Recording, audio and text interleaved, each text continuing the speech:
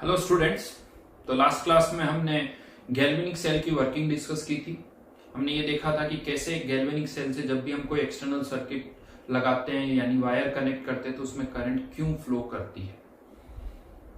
साथ में हमने ये भी देखा कि जब एक सेल करंट प्रोड्यूस करता है यानी इलेक्ट्रॉन फ्लो करता है तो एक जगह ऑक्सीडेशन होता है और एक जगह रिडक्शन होता है। यानी कोई भी जो गैल्वेनिक सेल है उसमें एक जगह ऑक्सीडेशन होगा, दूसरी जगह रिडक्शन होता है।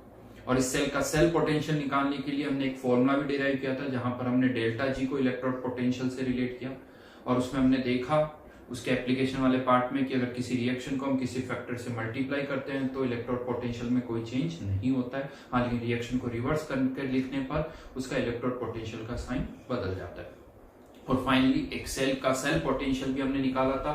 जो सेल पोटेंशियल है वो ऑक्सीडेशन प्लस रिडक्शन पोटेंशियल के सम के बराबर होता है। और मैंने आपको ये भी बताया कि किसी भी सेल का सेल पोटेंशियल नेगेटिव नहीं हो सकता। क्यों नहीं हो सकता? बिकॉज एक सेल जो है वो अपने आप करंट प्रोड्यूस करता है, यानी उसके अंदर जो भी प्रोसेस होता है वो स्पॉन्टेनियस होता है, तो उसके लिए डेल्टा जी नेगेटिव होना चाहिए, मतलब सेल पोटेंशियल जो है उसका पॉजिटिव होना चाहिए।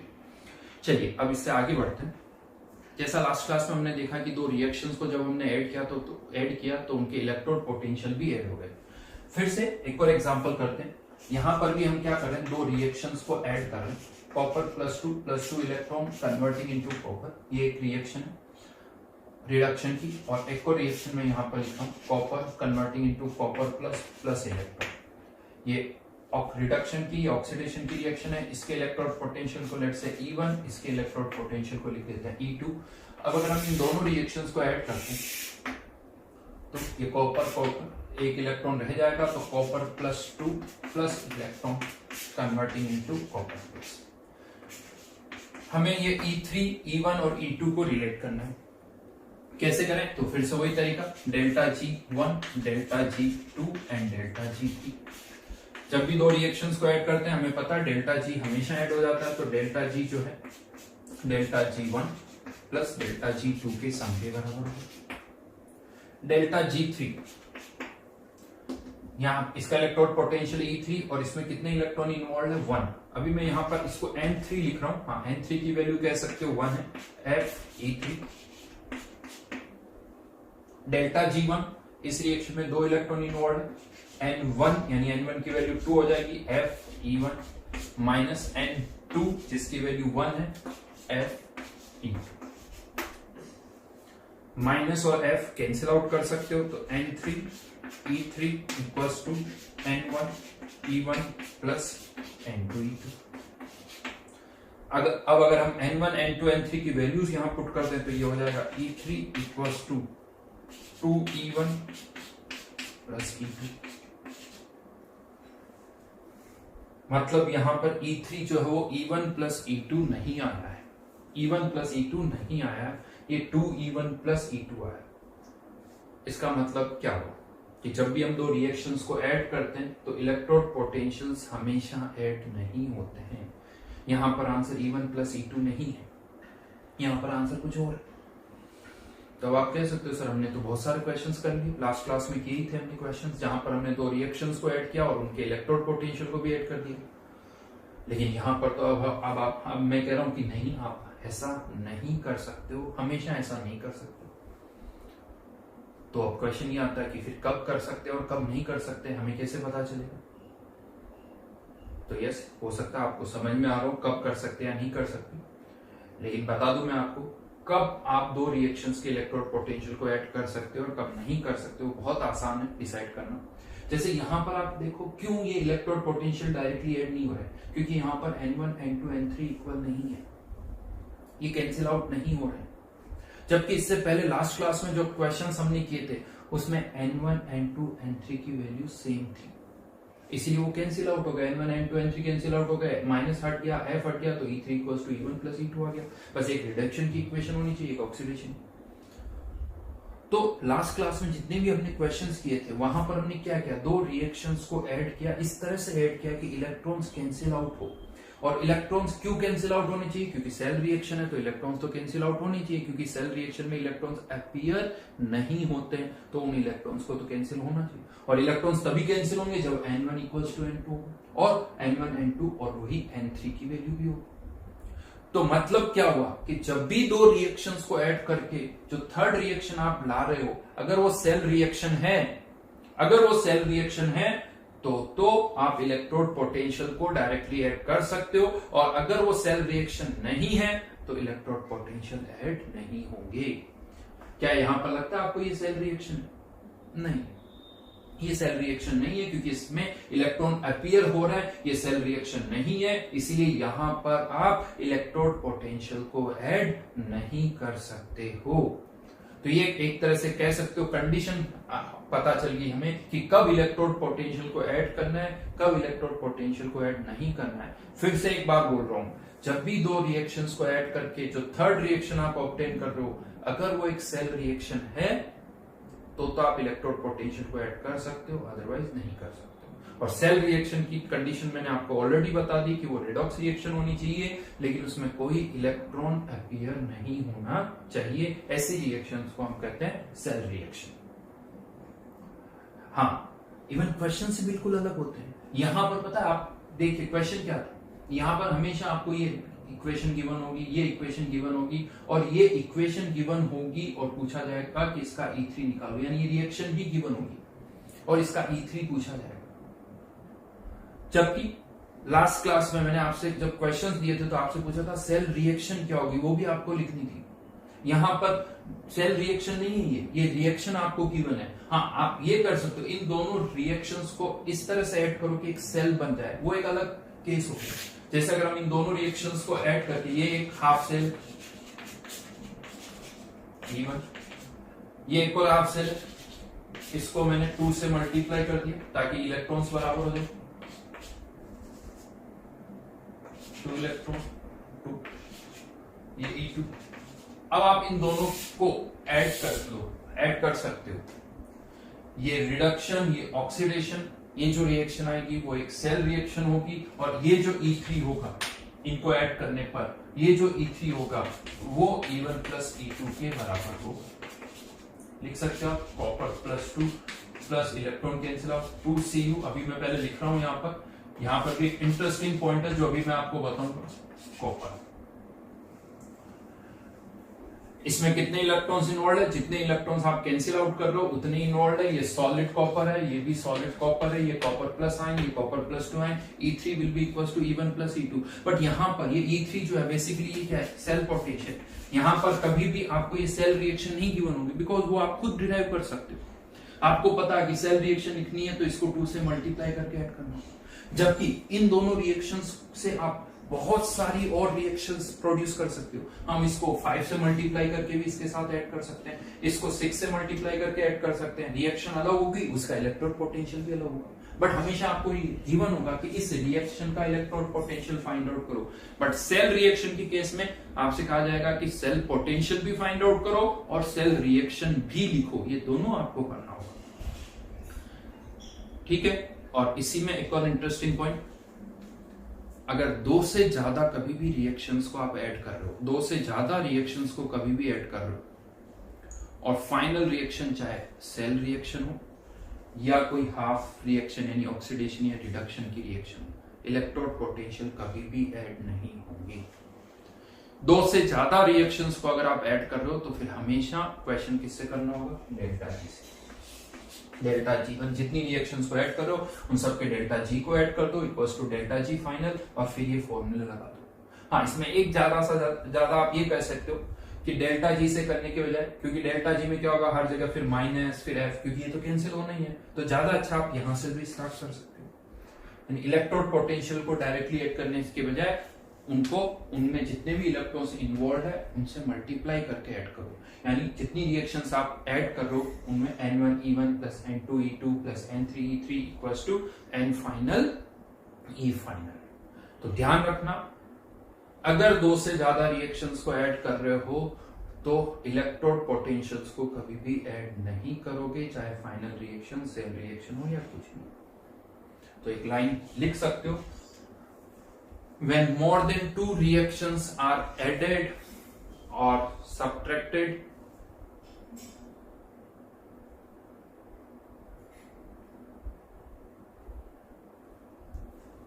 always use delta G. Always use delta G to relate electrode potentials of the involved reactions. Electrode potentials of the involved reaction. चलिए अभी क्वेश्चन करते हैं और क्लियर होगा. हाँ, मैं इस पॉइंट पर फिर से आऊंगा, याद रखना. उससे पहले एक क्वेश्चन यहां पर हम और करते हैं, जिससे इस चीज को पहले थोड़ा और स्ट्रॉन्ग कर लें.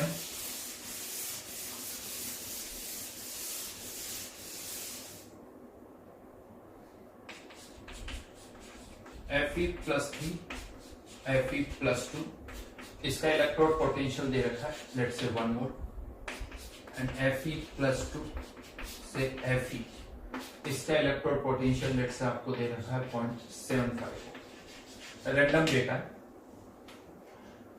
फाइंड आउट क्या करना है आपको, वो भी गिवन है, Fe+3 से Fe. इस रिएक्शन का आपको इलेक्ट्रोड पोटेंशियल फाइंड आउट करना हो जाएगा. क्या करें सबसे पहले, जैसे अभी मैंने रिएक्शंस लिखी हुई थी, आपको भी रिएक्शंस ही लिखनी. ये डेटा गिवन है, इसके कॉरेस्पॉन्डिंग रिएक्शन क्या होगी, Fe+3 कन्वर्टिंग इनटू Fe+2. ये रिडक्शन की रिएक्शन है, +3 से +2 ऐसे इसको लिखा जा सकता है. ये रिएक्शन क्या है, Fe+2, सॉरी इलेक्ट्रॉन गलत साइड में लिख दिया, मैं इधर लिख देता हूं, +2 इलेक्ट्रॉन, यहां पर क्या बन जाएगा, Fe. और जो फाइनल रिएक्शन हमें चाहिए, इन दोनों को ऐड कर दें तो ये कैंसिल आउट हो जाएगा. Fe+3 Fe+3, ये E1, ये E2 और ये E3 हमें फाइंड करना. क्या लगता है, ये E3 सेल रिएक्शन है क्या, नहीं है. दिख रहा है साफ साफ इलेक्ट्रॉन है, तो ये सेल रिएक्शन नहीं. किससे करेंगे, डेल्टा जी से. मैं N1N वाला फॉर्मूला लगा तो N3E3 equals to N1E1 plus N2E3. N1 की वैल्यू 1, E1 की वैल्यू भी 1 into 1, N2 की वैल्यू 2 into 0.75, N3 की वैल्यू 3E3. आंसर क्या है, 2.5 डिवाइडेड बाय 3. 2.5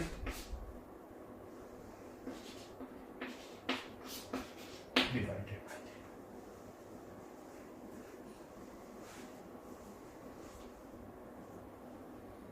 रिएक्शन भी गिवन थी कि इस रिएक्शन का आपको इलेक्ट्रोड पोटेंशियल फाइंड आउट करना. फिर से कह सकता हूं, एक क्वेश्चन और बनाया जा सकता था कि इन दोनों से एक सेल हम बना रहे हैं, उसका सेल पोटेंशियल बताइए. रिएक्शन नहीं गिवन होगी, बस वर्ड क्या होगा, सेल पोटेंशियल बताइए. सेल पोटेंशियल के लिए अगेन कहूंगा, एक रिडक्शन की और एक ऑक्सीडेशन की रिएक्शन की जरूरत होगी. जबकि यहां पर तो ये भी रिडक्शन है, ये भी रिडक्शन है और ये भी रिडक्शन ही है. बट सेल रिएक्शन के लिए एक का रिडक्शन होना चाहिए, दूसरे का ऑक्सीडेशन होना चाहिए. तो उसके लिए आपको यहाँ पर इनमें से किसी एक को रिवर्स करना होगा, एक को किसी को रिवर्स करना होगा. सेकंड, इलेक्ट्रॉन्स भी इक्वल करने होंगे, ताकि जब आप उनको ऐड करो तो वो कैंसिल आउट हो सके.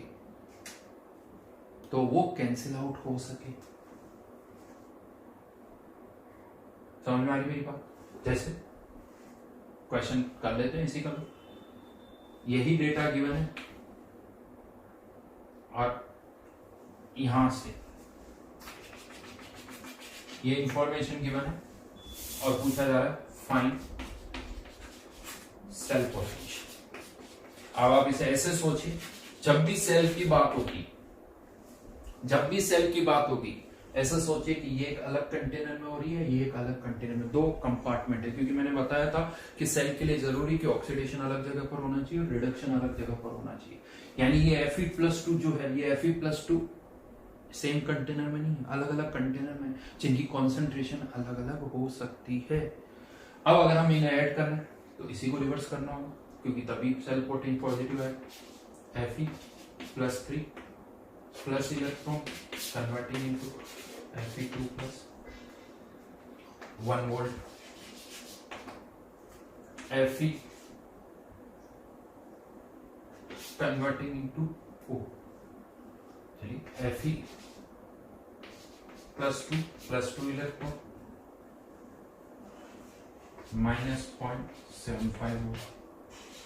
ठीक है, अब हमने क्या किया, इसको 2 से मल्टीप्लाई कर दिया, इसको 2 से मल्टीप्लाई कर दिया, और अभी आप इन दोनों रिएक्शंस को ऐड कर दो।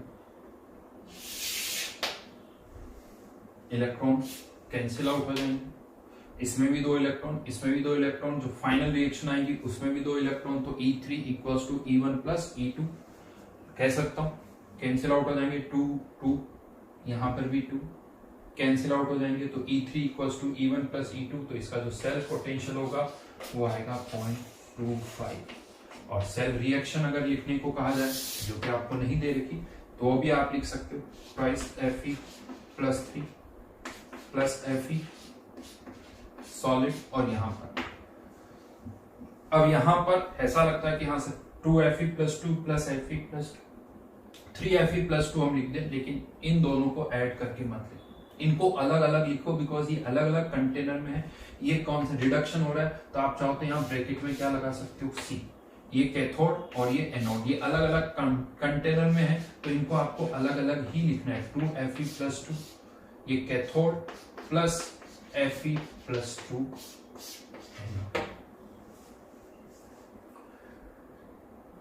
इनको कंबाइन करके नहीं लिखोगे, क्योंकि इनकी कॉन्सेंट्रेशन डिफरेंट हो सकती है, तो इनको आपको अलग अलग ही लिखना है। ये सेल रिएक्शन होगी इसकी, ये सेल रिएक्शन है। हाँ, इलेक्ट्रोड पोटेंशियल तो ऐड हो जाएंगे, E3 इक्वल्स टू 0.25। उसी तरह से यहां पर भी मैंने आपसे कहा था कि एक इंटरेस्टिंग पॉइंट मैं आपको बताऊंगा। यहां पर भी क्या होता है, बहुत बार जब हम इन दोनों रिएक्शंस को ऐड करते हैं, ठीक है, कह सकते हो ये सेल रिएक्शन है, लेकिन यहां पर भी मैंने इन दोनों प्रॉपर्ट को लिखा है, इनको कैंसिल आउट नहीं किया, बिकॉज एक अलग कंपार्टमेंट में, दूसरा अलग कंपार्टमेंट में है। हाँ, दो ही अलग बात है कि ये तो दोनों सॉलिड है, तो इनका एक्टिव मास तो हम वैसे ही कहते हैं कांस्टेंट है, लेकिन आपको इनको लिखना है। क्यों लिखना है उसका कारण मैं बताता हूँ। राइट नाउ अगर आपसे मैं पूछूंगी इस रिएक्शन में क्या हो रहा है, तो कॉपर+2 कॉपर में कन्वर्ट हो रहा है, राइट। और कॉपर जो है दूसरे कम सेल में कॉपर+1 में कन्वर्ट हो रहा है, और कितने इलेक्ट्रॉन इन्वॉल्व हो रहे हैं, ये +2 से 0 2 इलेक्ट्रॉन एब्सॉर्ब कर रहा है, और ये 0 से +1 बट 2 एटम्स इन्वॉल्व है, 2 आयंस इन्वॉल्व है, तो यहाँ पे भी 2 इलेक्ट्रॉन, यहाँ पे भी 2 इलेक्ट्रॉन, यानी टोटल 2 इलेक्ट्रॉन का ही एक्सचेंज हो रहा है। लेकिन अगर आपने यहां से एक कॉपर को कैंसिल आउट कर दिया, इस एक कॉपर और एक कॉपर को, तो पता रिएक्शन आपको क्या कैसे दिखेगी, copper2 plus copper converting into twice copper plus. अब आप सोचो यहां पर क्या हो रहा है, यहां पर क्या हो रहा है। अगर मैं आपसे पूछूं कौन किस में कन्वर्ट हो रहा है, तो इधर तो कोई कॉपर है ही नहीं, तो क्या लगता है कॉपर+2 से +1 में कन्वर्ट हो रहा है, +2 से +1, और दूसरे सेल में क्या हो रहा है कि कॉपर 0 से +1 में कन्वर्ट हो रहा है, यानी रिएक्शन बदल गई। रिएक्शन बदल गई क्योंकि कॉपर+2 से +1 में नहीं जा रहा था, कॉपर+2 से 0 में जा रहा था। और अगर मैं यहां से आपसे पूछूं तो कॉपर तो +2 से +1 में जा रहा है, यानी आपने रिएक्शन ही बदल दी। अगर आप यहां से इस कॉपर को कैंसिल आउट करते हो तो ये एक अलग रिएक्शन है, ये एक अलग रिएक्शन है। इसको देख के ऐसा लगता है कि कॉपर+2 से कॉपर+1, चाहो तो इनको अलग अलग लिख दो, ऐसा लग रहा है कि ये +1 में जा रहा है, ये ऑक्सीडेशन, ये रिडक्शन, जो कि एक अलग सेल रिएक्शन है, ये एक अलग सेल रिएक्शन है। कंक्लूजन ये है कि जब भी दो रिएक्शंस को ऐड करोगे केवल इलेक्ट्रॉन्स को कैंसिल आउट करोगे। अगर सेल रिएक्शन है तो केवल इलेक्ट्रॉन्स को कैंसिल आउट करोगे, बाकी के किसी भी सब्सटेंस को कैंसिल आउट नहीं करोगे, क्योंकि एक एनोड की साइड है, दूसरा कैथोड की साइड है, उन्हें आप कैंसिल आउट नहीं करोगे, केवल इलेक्ट्रॉन्स कैंसिल आउट करोगे। लेकिन यहां सिचुएशन अलग, यहां सिचुएशन अलग है। बहुत लोग लगता सर यहां पर तो आपने इनको कैंसिल आउट किया, यस, क्योंकि यहां पर ये दो अलग अलग कंपार्टमेंट नहीं है। यहां पर आप इसको ऐसे सोचिए कि एक ही कंटेनर में ऐसा हो रहा है, आप दो स्टेप में सोच सकते हो। कि Fe+3 पहले Fe+2 में गया और वहां पर Fe+2 फिर Fe में चला गया, यानी सिक्वेंशियल रिएक्शन की तरह हम सोच रहे हैं। तो ओवरऑल इलेक्ट्रोड पोटेंशियल क्या होगा अगर Fe+3 डायरेक्ट Fe में जाए तो क्या होगा, ये हम निकाल रहे हैं।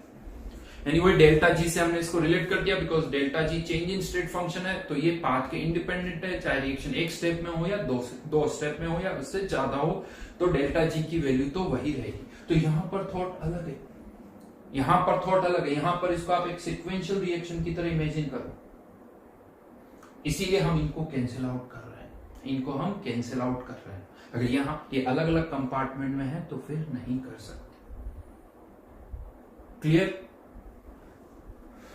ओके, तो ये दो, जब भी आप सेल रिएक्शन लिखोगे, फिर से कह रहा हूं, सेल रिएक्शन लिखते वक्त केवल इलेक्ट्रॉन्स को कैंसिल आउट करेंगे और किसी को नहीं करेंगे। और आपको लग रहा है कि सेम सब्सटेंस अपीयर हो रहा है, जैसे यहां पर कॉपर है, यहां पर भी कॉपर है, तो आप सबस्क्रिप्ट में एक तरफ एनोड लिख दो, दूसरी तरफ कैथोड लिख दो, ताकि कैंसिल आउट करने की जरूरत नहीं पड़े। चलिए एक क्वेश्चन और करते हैं।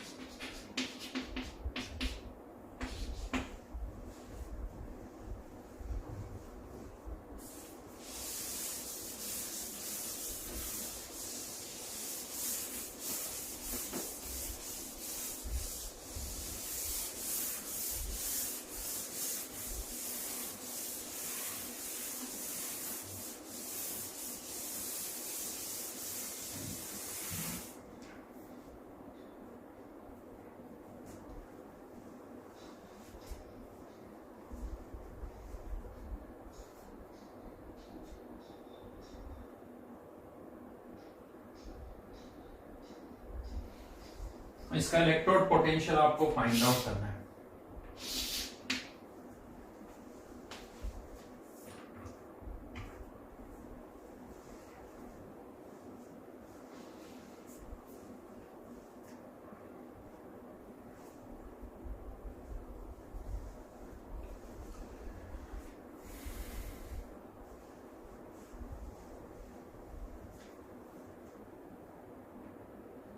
अब यहां पर फिर से रिएक्शंस लिखिए, MnO4 minus converting into MnO। अब इसको बैलेंस करना होगा। देखिए मेनली तो हमें इलेक्ट्रॉन से मतलब है कि इलेक्ट्रॉन सही सही काउंट होने चाहिए, क्योंकि उसी से मल्टीप्लाई करना है।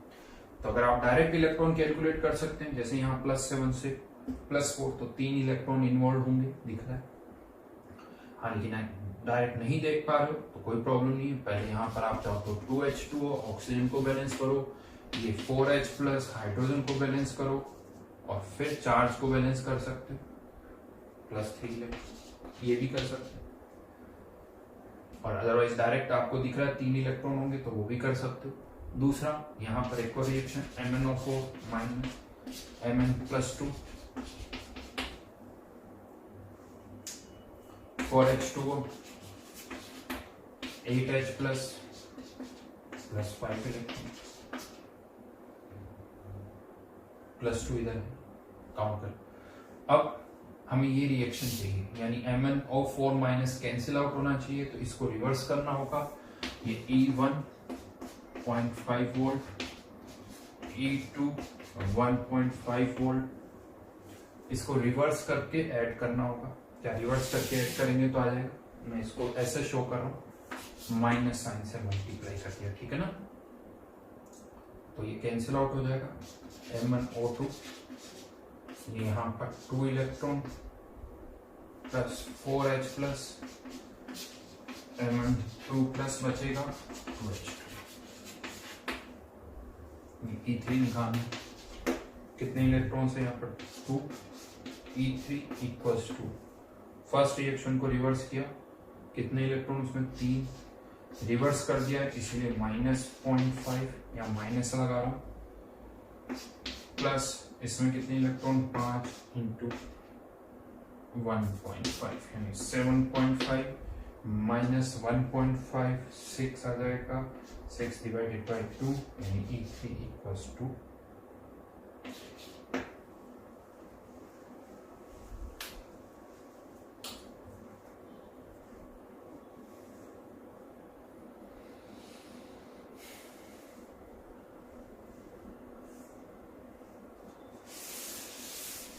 अब यहां पर मैं सेल रिएक्शन की बात नहीं कर रहा हूं, यस डेफिनेटली ये सेल रिएक्शन नहीं है।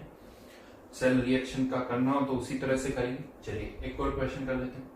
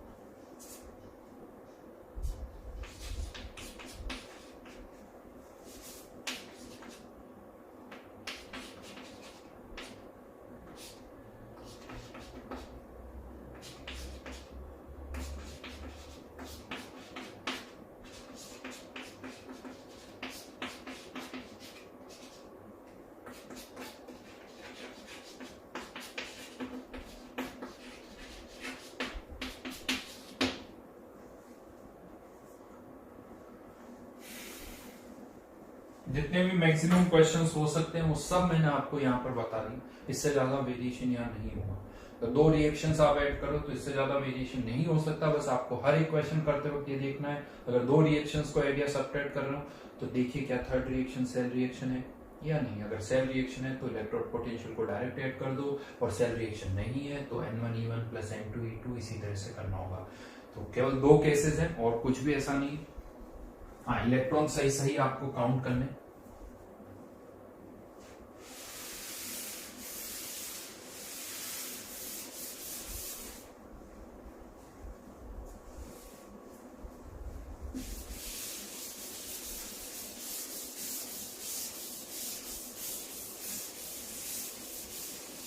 चलिए ये वाला क्वेश्चन कर Cr2O7 2 minus converting into chromium +3। Again कैसे इलेक्ट्रॉन्स काउंट करते हो ये आपके ऊपर है। क्रोमियम को बैलेंस किया, क्रोमियम यहाँ पर +6 में है लेकिन एक नहीं 2 क्रोमियम है तो +12, 2 के अकॉर्डिंग काउंट होगा, +12 और यहाँ +6। अगर आप इलेक्ट्रॉन काउंट करोगे तो यहाँ पर 6 इलेक्ट्रॉन्स आएंगे। ये मैंने अब डायरेक्ट लिख दिया, पर ध्यान रखना 2 क्रोमियम +6 से +3 3 इलेक्ट्रॉन ही, क्योंकि 2 क्रोमियम इन्वॉल्व है तो +6 से +3 एक क्रोमियम के साथ 3 इलेक्ट्रॉन तो 2 क्रोमियम के साथ 6 इलेक्ट्रॉन। दूसरा इसको मैं डायरेक्ट रिवर्स करके ही लिख रहा हूँ, क्रोमियम +3 + 3 इलेक्ट्रॉन दिख ही रहा है यहाँ, तो कुछ करना ही नहीं। हाँ बट इसको, ये सेकेंड रिएक्शन हो गई, इसको रिवर्स कर दिया था, इसका 1.4 वोल्ट, इसका 0.25 वोल्ट, और दोनों को ऐड करना होगा, लेकिन आप डायरेक्ट ऐड करने से नहीं आएगा, इसको 2 से मल्टीप्लाई करना होगा।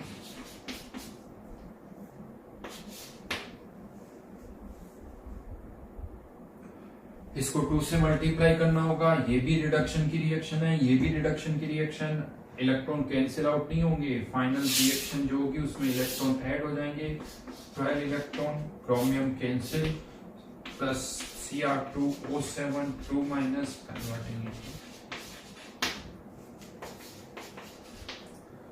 E3, इसमें 12 electron, E3 equals to 6 into 1.4 plus 6 into 0.25, ये 2 से डिवाइड हो जाएगा, मल्टीप्लाई करने से पहले 1.5 1.65 डिवाइडेड बाय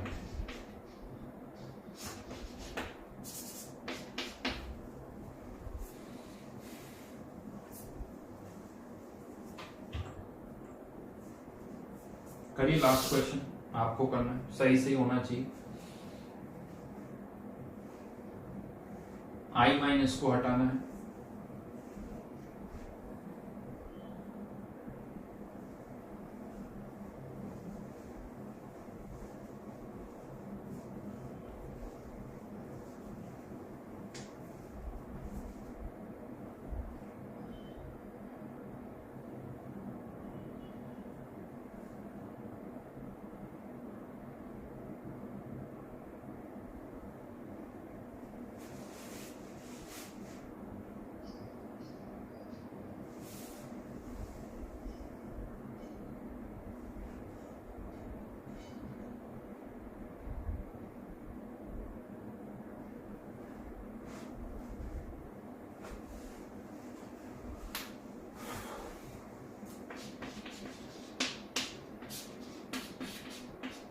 अब यहाँ पर ऑक्सीडेशन नंबर निकालना मुश्किल काम है, जैसे यहाँ पर तो निकाल लिया था, तो यहाँ पर अब आप चार्ज बैलेंसिंग करो, 3 टाइम्स प्लस 2 इलेक्ट्रॉन, इसको मैं रिवर्स करके लिख रहा हूं, I माइनस I2, यहाँ 2 इलेक्ट्रॉन, सॉरी 2 टाइम्स, तो ये 2 इलेक्ट्रॉन। अब यहाँ पर हमें अगेन इन दोनों रिएक्शंस को ऐड करना है, लेकिन इस तरह से ऐड करना है कि ये I माइनस कैंसिल आउट हो। उसके लिए इसको मल्टीप्लाई करना होगा, इसको किससे मल्टीप्लाई करना होगा, 2 से, और इसको किससे मल्टीप्लाई करना होगा, 3 से, ताकि ये I माइनस कैंसिल आउट हो जाए। ठीक है, तो यहाँ पर इसको 2 से मल्टीप्लाई किया, कितने electron, 4 electron, plus 2I3 minus,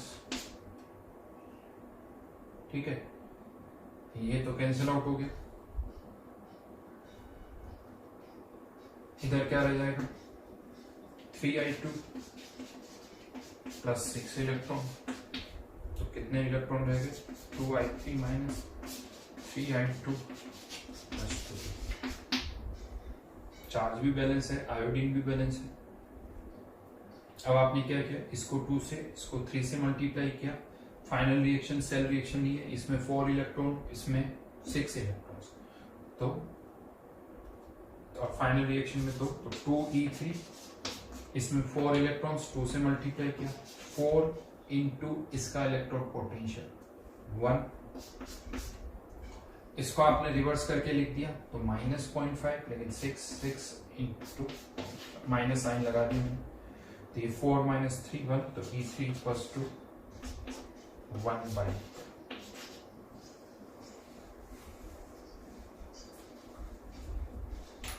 ठीक है।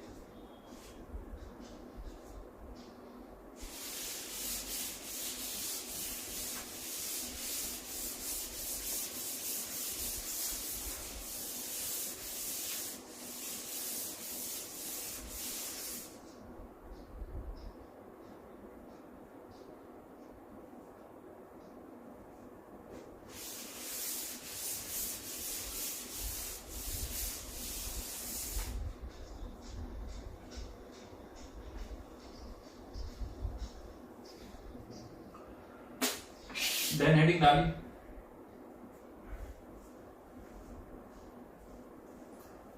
relationship between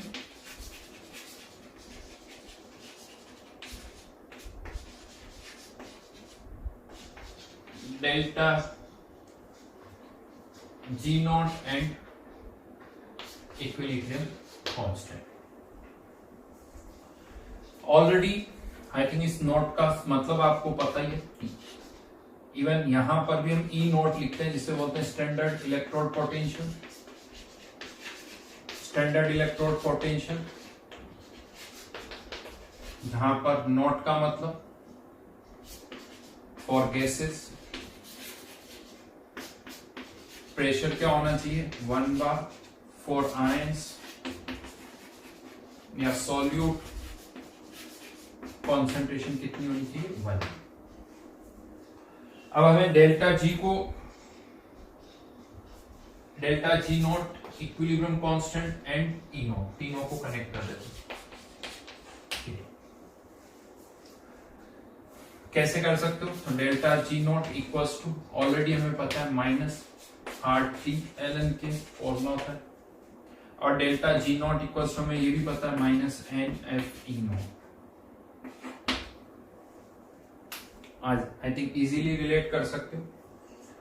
E not equals to, इसको मैं बेस 10 में कन्वर्ट कर रहा हूं तो 2.303 RT upon NF log K। अब यहां पर स्टैंडर्ड कंडीशन में हमें पता है टेम्परेचर फिक्स नहीं होता है, टेम्परेचर 200, 300, 400, 500 केल्विन कुछ भी हो सकता है।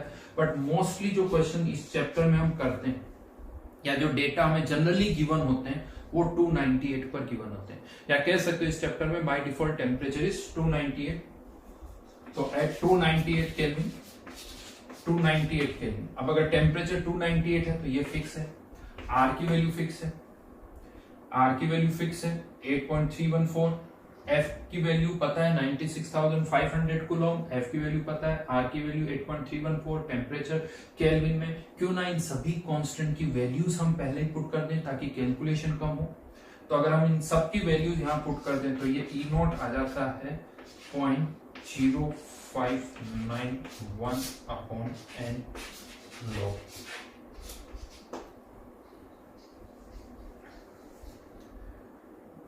रफली इसे बहुत बार हम कैलकुलेशन को आसान करने के लिए 0.06 भी लिख लेते हैं, 0.06 भी लिख लेते हैं, बिकॉज 0.059 है तो इसे 0.06 लिख लेते हैं। हाँ, बट ये एक्सैक्ट फॉर्मूला जैसे आप इलेक्ट्रोड पोटेंशियल से डायरेक्ट के निकाल सकते हो, इक्विलिब्रियम कांस्टेंट फाइंड आउट कर सकते हैं। इक्विलिब्रियम कांस्टेंट पता है तो उससे हम इलेक्ट्रोड पोटेंशियल फाइंड आउट कर सकते हैं। हाँ, लेकिन मैं आपको बता दूं ये जो फॉर्मूला है हर एक रिएक्शन पर एप्लीकेबल नहीं होता है। क्यों नहीं होता है? क्योंकि ये जो इक्विलिब्रियम कांस्टेंट है, देखो ये तो हर एक रिएक्शन का डिफाइन होता है, हर एक रिएक्शन का इक्विलिब्रियम कांस्टेंट डिफाइन होता है, लेकिन ई नोट केवल उन्हीं रिएक्शंस का डिफाइन होता है जिनमें इलेक्ट्रॉन या तो कोई दे रहा है या ले रहा है। यानी रिडॉक्स रिएक्शन होनी चाहिए, या तो रिडक्शन होना चाहिए, ऑक्सीडेशन होना चाहिए। नॉन रिडॉक्स रिएक्शन के लिए आप ये फॉर्मूला नहीं लगाओगे। ऐसा नहीं कि कोई नॉन रिडॉक्स रिएक्शन है, एन की वैल्यू 0 तो आपका तो सर इसका तो ई नॉट इनफाइनाइट, ये फॉर्मूला ही एप्लीकेबल नहीं होगा, माइनस NF ही नहीं लगा सकते। तो यहां पर लिख लो नॉट एप्लीकेबल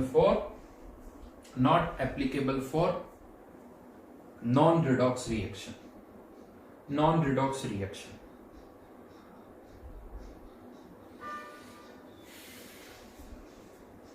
तो अब यहां पर अगर किसी रिएक्शन का इक्विलिब्रियम कांस्टेंट पता तो हम उससे ई नॉट निकाल सकते हैं अगर वो रिडॉक्स रिएक्शन है। तो अब थर्मोकेमिस्ट्री की तरह यहां पर भी बहुत सारे क्वेश्चंस बनते हैं। कुछ क्वेश्चंस जैसे अभी हमने किए भी थे, राइट नाउ जितने भी क्वेश्चंस अभी मैंने आपको बताया तो दो रिएक्शंस गिवन थी, दोनों का ई नॉट गिवन था, हमने किसी और रिएक्शन का ई नॉट निकाल लिया, जैसे थर्मोकेमिस्ट्री में डेल्टा एच निकालते हैं। अब यहां पर ऐसा हो सकता है कि दो रिएक्शंस गिवन हो, किसी एक का ई नॉट गिवन हो, किसी एक का इक्विलिब्रियम कांस्टेंट गिवन हो, और फिर आपको किसी थर्ड रिएक्शन का ई नॉट या इक्विलिब्रियम कांस्टेंट फाइंड आउट करना। कह सकते हो, कर सकते हैं, कोई बड़ी बात नहीं। अगर किसी एक रिएक्शन का ई नॉट है, किसी एक का इक्विलिब्रियम कांस्टेंट पता है, तो हमारे पास दो ऑप्शन है, या तो ई नॉट को इक्विलिब्रियम कांस्टेंट में कन्वर्ट कर लें या इक्विलिब्रियम कांस्टेंट को ई नॉट में कन्वर्ट कर सकते हैं, और फिर आप उनको यूज कर सकते हो। लेकिन कैसे एग्जैक्टली करना वो भी मैं आपको बताऊंगा एक एग्जांपल के थ्रू। ऑप्शन बहुत सारे हैं कन्वर्जन के, बट कौन सा सबसे सिंपल है, कौन सा आसान है, किसमें एरर सबसे कम होगी, वो मैं आपको यहां पर बता रहा हूं।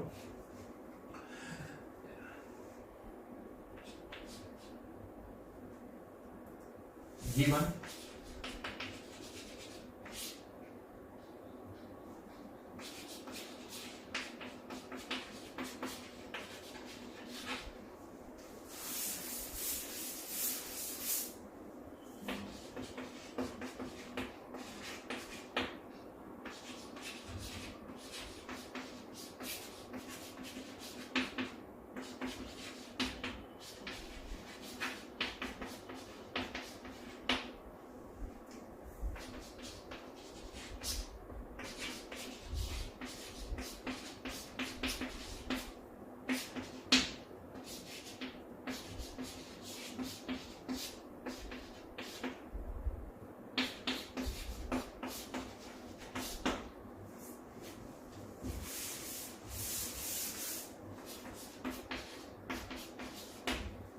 इसका ई नॉट फाइंड आउट करना है।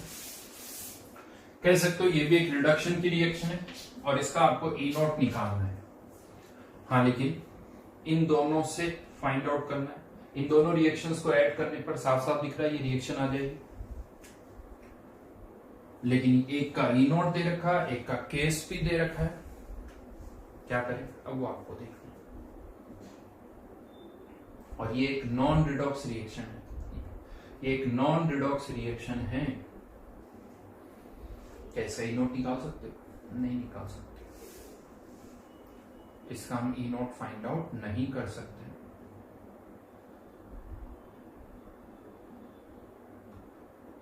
तो क्या करें? फिर दूसरा ऑप्शन आता है कि एक काम करते हैं, इसको पहले किस में कन्वर्ट कर लेते हैं, इक्विलिब्रियम कांस्टेंट में।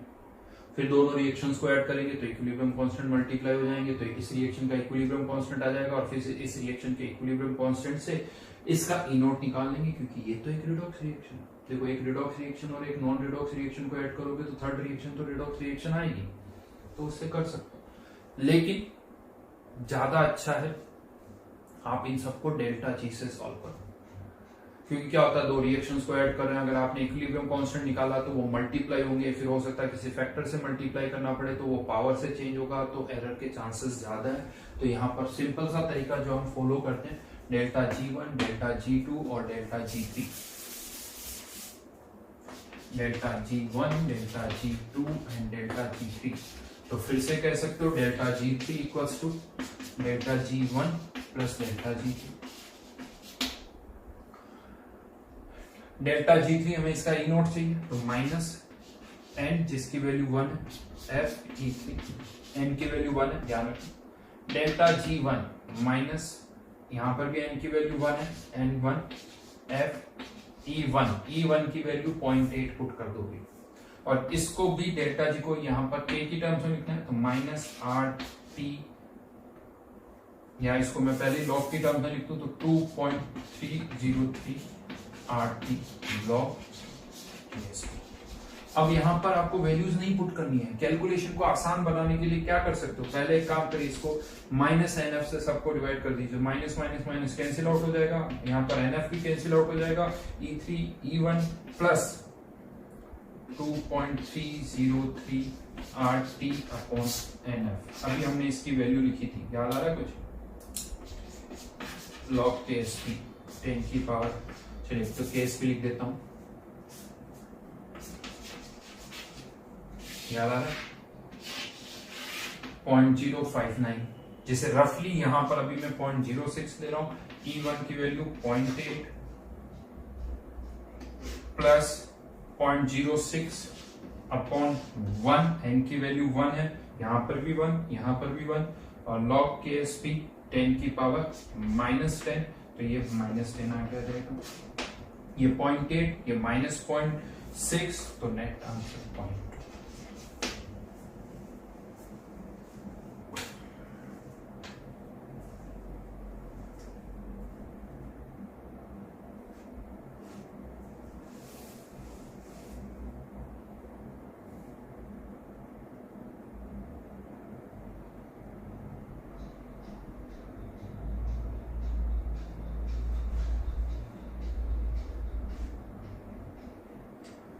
दो रिएक्शन हो, 3 रिएक्शन हो, 4 रिएक्शन हो, सबसे अच्छा तरीका है सबके डेल्टा जी को कन्वर्ट करो, सबको डेल्टा जी में कन्वर्ट कर लो, और फिर सबके डेल्टा जी को ऐड कर दो।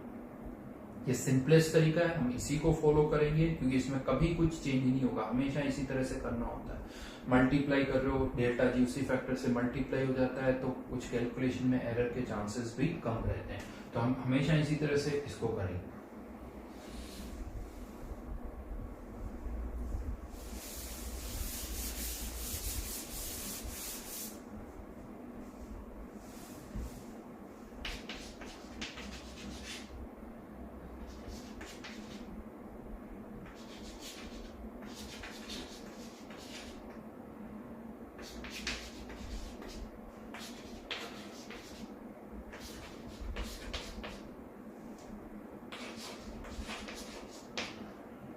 इसका ई नॉट निकालना है,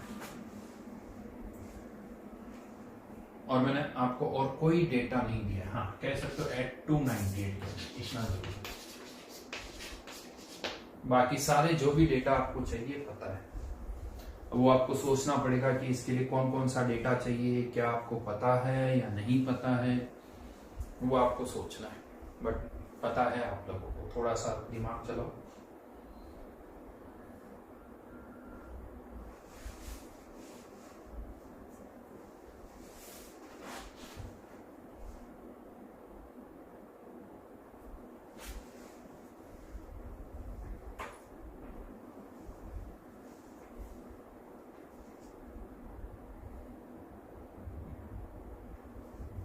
पता है डेटा, एक डेटा तो आपको जो चाहिए वो है H2H+, स्टैंडर्ड हाइड्रोजन इलेक्ट्रोड का पोटेंशियल। हाइड्रोजन इलेक्ट्रोड H2 से H+, ये क्या होता है? जीरो, जो कि हमने जीरो माना था। और दूसरा चाहिए KW, जो कि हमें पता है 10⁻⁻⁴। क्या इससे रिएक्शन आ जाएगी? यस। कैसे आएगी देखते हैं।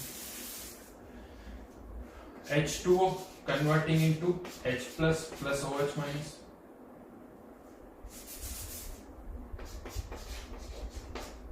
Equilibrium constant. हाँ, लेकिन इसको मैंने 2 से मल्टीप्लाई कर दिया तो ये स्क्वायर हो जाएगा।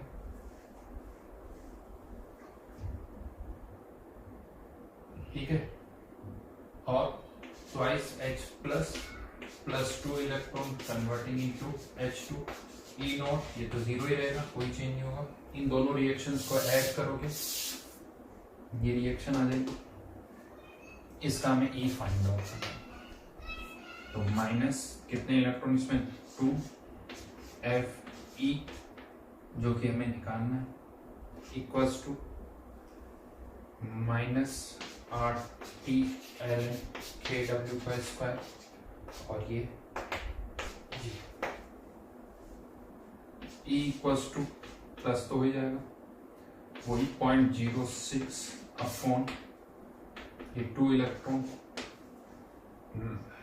log 10 की पावर -14 का स्क्वायर। सॉल्व करो, ये आ जाती वैल्यू -0.8।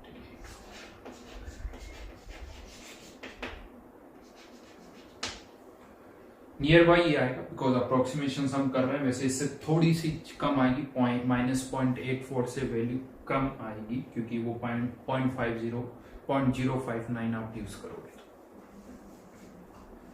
रिएक्शन लिख लेना यहाँ पर, यही रिएक्शन एग्जैक्टली आएगी।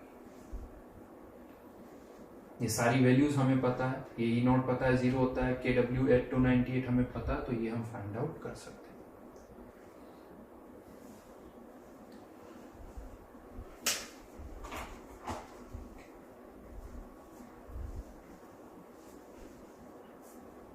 ठीक है,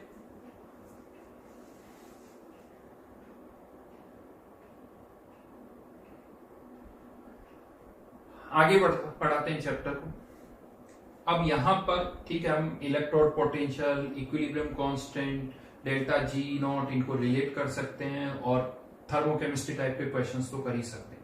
लेकिन सोचिए, अगर कोई भी सेल हम बनाते हैं, अगर कोई भी एक सेल हम बना रहे हैं, तो उस सेल में एक एनोड होगा, कैथोड होगा, एनोड में कुछ सब्सटेंस हम यूज करेंगे, कैथोड में कुछ सब्सटेंस यूज करेंगे। तो ये सारी इंफॉर्मेशन कैसे एक्सचेंज की जाती है? कैसे लिखा जाता है ऑन पेपर की एनोड में क्या क्या सब्सटेंस है, कैथोड में क्या क्या है। अगर हम ये सारी लैंग्वेज की फॉर्म में लिखेंगे तो देखिए बहुत कॉम्प्लिकेटेड हो जाएगी, लैंग्वेज बहुत सारी हो जाती है। तो इसको लैंग्वेज की फॉर्म में नहीं लिखा जाता, इसको रिप्रेजेंट करने का एक तरीका है। तो अब हम ये देखेंगे कि एक सेल को कैसे रिप्रेजेंट किया जाता है। सेल को कैसे रिप्रेजेंट किया जाता है, इसका मतलब है कि सेल में जो भी सब्सटेंस हम यूज कर रहे हैं उनको ऑन पेपर कैसे रिप्रेजेंट करते हैं, कैसे इंफॉर्मेशन ट्रांसफर करते हैं, वो हम यहाँ पर देखेंगे। तो एक हेडिंग डालिए सेल रिप्रेजेंटेशन। हाँ, लेकिन ये जो सेल रिप्रेजेंटेशन है ये सेल टू सेल थोड़ा बहुत वेरी करता है। तो यहाँ पर हम 2 पॉइंट्स एक साथ अब डिस्कस करेंगे, सेल रिप्रेजेंटेशन और different type of half cells. ये जो हाफ सेल होते हैं, एक एनोड या कैथोड, इन्हें हम बोलते हैं हाफ सेल। तो हाफ सेल कौन कौन से होते हैं वो भी हम यहाँ पर डिस्कस करेंगे। तो हेडिंग डालिए टाइप्स ऑफ हाफ सेल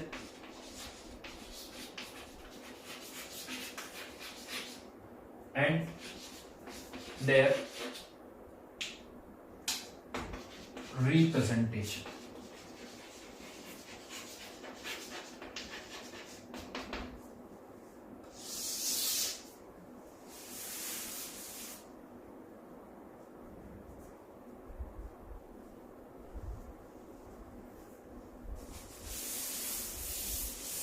अभी लिखना कुछ नहीं है, अभी केवल आप सुनिए जो मैं आपको बता रहा हूं, बाद में आप लिखोगे। सीक्वेंस क्या सीक्वेंस होगी वो भी मैं आपको बताऊंगा। पहले हम बात कर रहे हैं सेल रिप्रेजेंटेशन की एंड देयर रिप्रेजेंटेशन, कैसे रिप्रेजेंट किया जाता है। तो एक सिंपल से सेल से स्टार्ट करते हैं।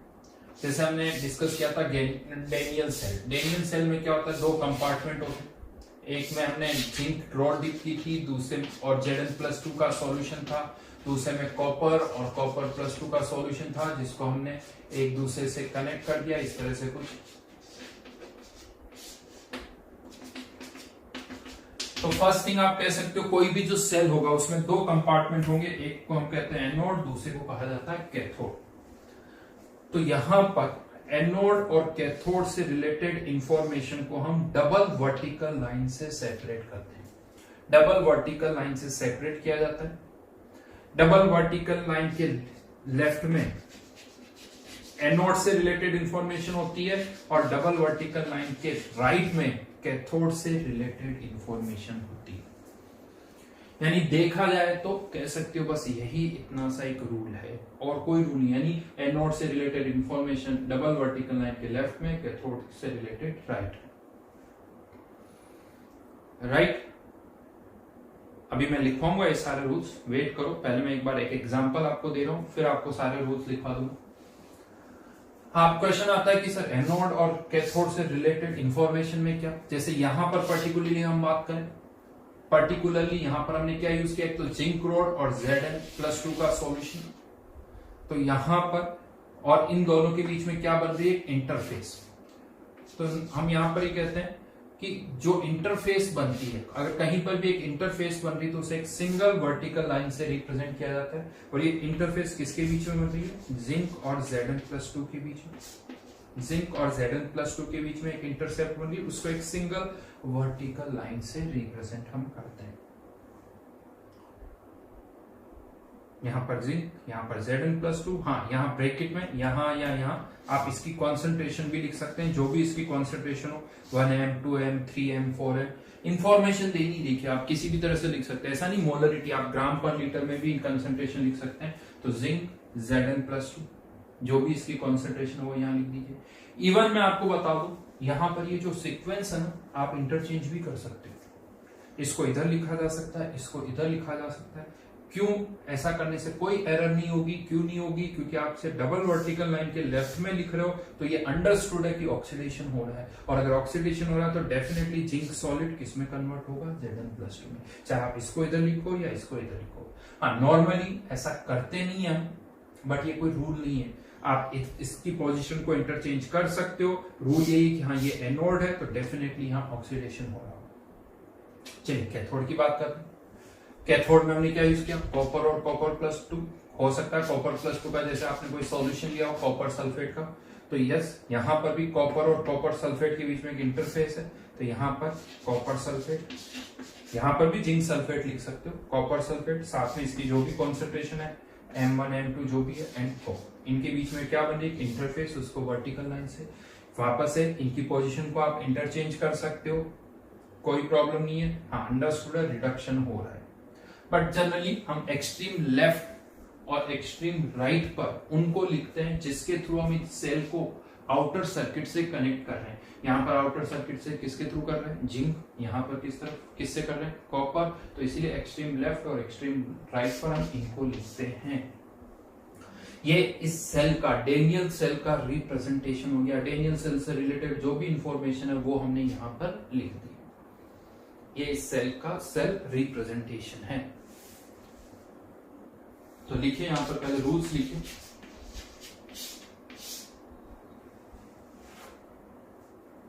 First one, anode and cathode are separated, anode and cathode are separated by double vertical line, anode and cathode are separated by double vertical line.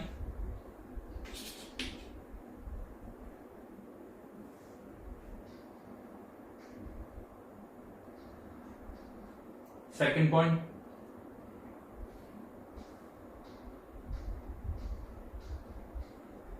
anode is represented on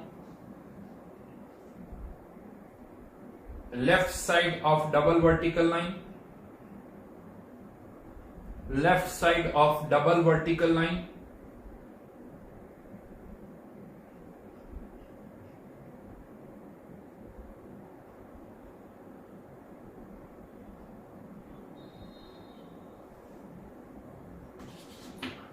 understood है। Cathode को किस तरफ करोगे।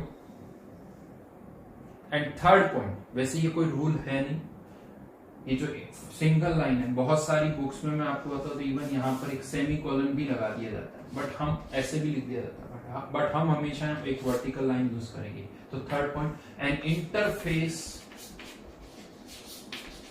Interface is represented by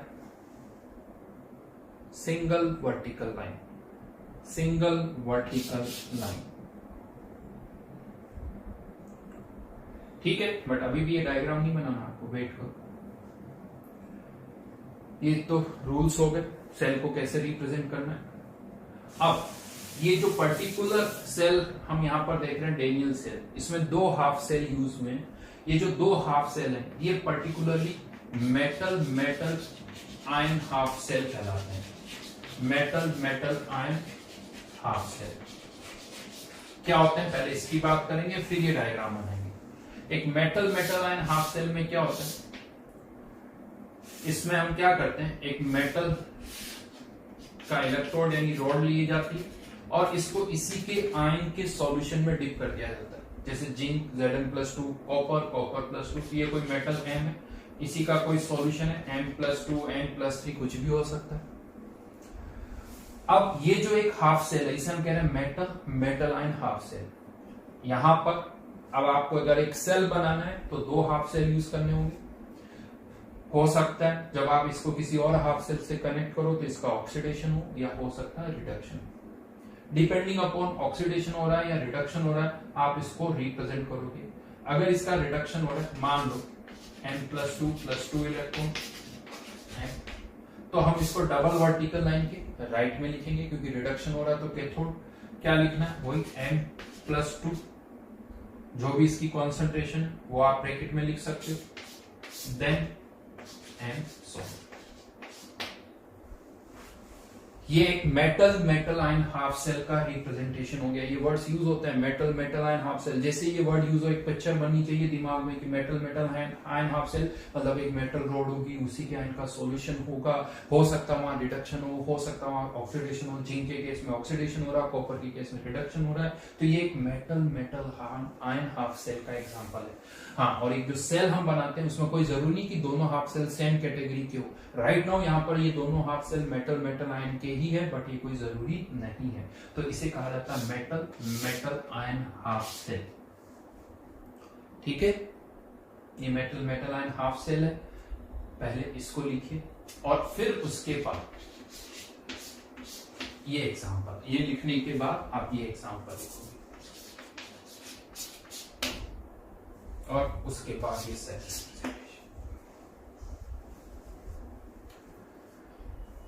means आप ये कह सकते हो कि जो डेनियल सेल है उसमें दोनों ही half cell metal metal ion half cell की कैटेगरी को बिलोंग करते हैं। समझ में आया? लेकिन ऐसा नहीं कि एक ही हाफ सेल है। ये मैंने एक हाफ सेल आपको बताया, और भी हाफ सेल्स होते हैं, उनको रिप्रेजेंट करने में थोड़ा डिफरेंस आता है। वो क्या होगा वो भी मैं आपको बताऊंगा। बट आज के लिए यहीं तक, इससे आगे फिर हम नेक्स्ट क्लास में करेंगे। ठीक है।